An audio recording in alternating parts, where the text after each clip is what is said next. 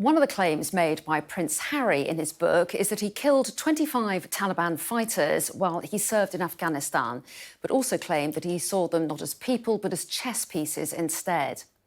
Well, joining me now to discuss this further is retired British Army officer Colonel Richard Kemp, who commanded the British forces in Afghanistan in 2003. Thanks so much for talking to us, Colonel Kemp. So in Prince Harry's memoir, he talks about his time in Afghanistan and says that he killed 25 Taliban fighters. As former commander of British forces in Afghanistan, how do you feel about those comments? I think they're probably ill-judged, partly for two reasons, really. One, his suggestion that he killed 25 will have re-incited, I think, those people who wish him harm as a result of his military service. That was 10 years ago now, and the memories might have faded. Well, now they've been resurrected, and there will be people out there who maybe support the Taliban, support their agenda, who will now be motivated, I think, to kill Harry. Well, let's hope they don't succeed, and I'm sure he's got pretty good security, but that's one problem. The other problem I found with his comments was that he characterised the British Army basically as having trained him and other soldiers to see his enemy as less than human, just as chess pieces on a board to be swiped off, which is not the case. It's the opposite of the case. The British Army is very careful to ensure that its soldiers are trained to respect their enemy, particularly if they're killed and their bodies need to be treated with respect. And if they're wounded, then they have to be given medical treatment. And if they are taken prisoner, they have to be treated according to Geneva Conventions. So it's not the way he describes it. I think that's a very bad judgment. So you suggest there could be an increased security threat against Prince Harry himself. Could that extend to any other servicemen who've served in Afghanistan, do you think?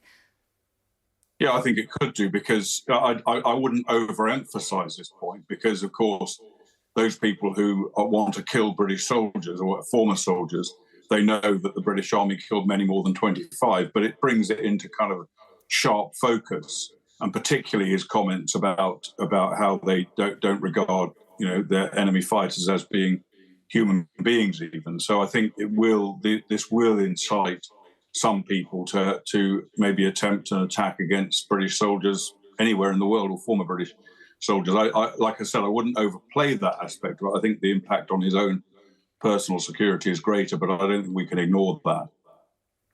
Is it unusual for a member of the British forces to talk openly about how many people they've killed in war? I think sometimes they will do so privately, probably, with their own comrades, and that's not uncommon. It is not very common, particularly for people to give exact numbers of the enemy they've killed. Obviously, in most cases, soldiers on the ground don't know how many people they've killed, because a lot of these engagements take place at long range. Harry's in a different position with the technology available to him. And of course, there have been other former soldiers who have written books about their experience in Afghanistan, which they've said who they've killed, but not with the kind of profile that Harry has. And I think it's not. There's nothing illegal about it. It doesn't go against any military regulations or anything. But I think it's probably this particular revelation, I don't think, is in very good taste. Do you think that these comments undermine the positive work that Prince Harry did while he was in the army? Yeah, Prince Harry was a very courageous soldier. He did 2 operational tours in Afghanistan. He didn't have to serve in Afghanistan. In fact, he had to fight government policy that tried to prevent him from going because of the threat to the third in line to the throne as he was then.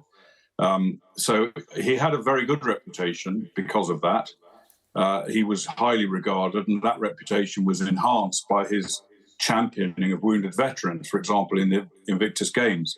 But I think some veterans his achievements and his reputation won't be destroyed, but I think this will tarnish it to some extent in the eyes of some veterans. And as I say, not so much the number he killed, but particularly his characterization of the British Army as being an organisation that treats their enemy as subhuman.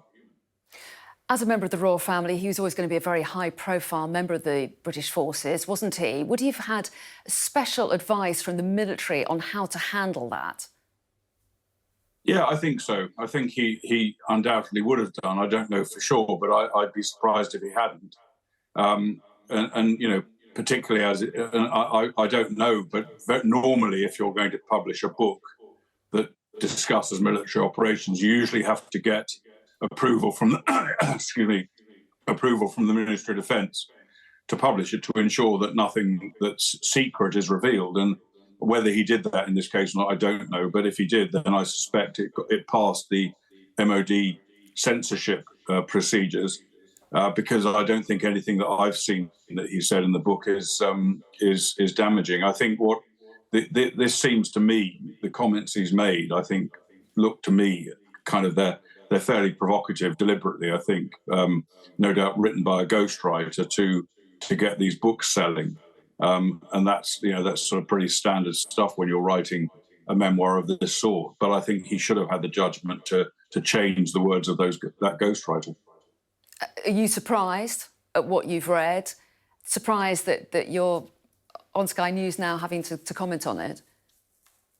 Not particularly surprised. I think we most of us saw this coming in the vast number of kind of previews we've had of the fact that he's doing documentaries and writing memoirs, etc. So it doesn't overly surprise me, but I think I'm somewhat disappointed, because I do think, as I said, that this has tarnished his own reputation, and it also has damaged, if people believe it, and many will believe it, it has damaged the reputation of the British Army unjustly, because the characterization that he makes in this book is simply not true. It's in fact the opposite of the truth.